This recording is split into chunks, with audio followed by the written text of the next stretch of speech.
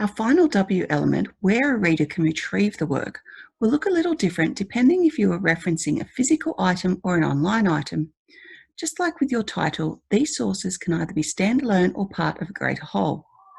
For an item that stands alone, the source is the publisher of the work, database or archive, plus any applicable DOI or URL. Write the publisher's name as shown on their work, including spelling and capitalization they use. Do not abbreviate their name unless it's shown in the abbreviated form on their work.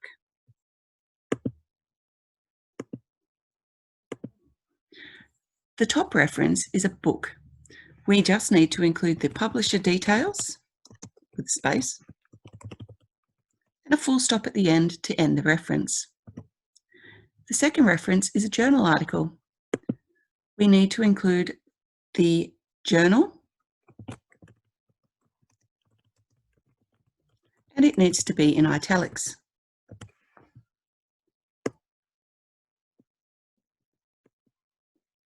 The third reference is a web page. We need to include the URL or DOI, in this case, the URL.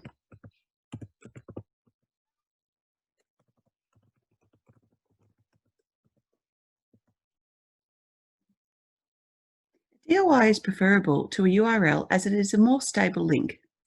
The DOI or URL can either be active or not in your reference list, but if in doubt, please check with your lecturer to see which they prefer. You will need to include additional information following the title for works that are part of a greater whole, such as this article. This could be the volume, issue, and page numbers of a journal article, such as this.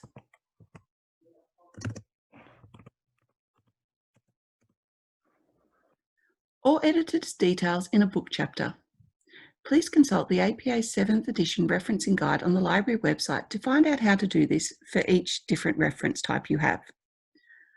As you can see in the bottom reference, if the reference ends in a DOI or a URL, you do not need to put a full stop at the end.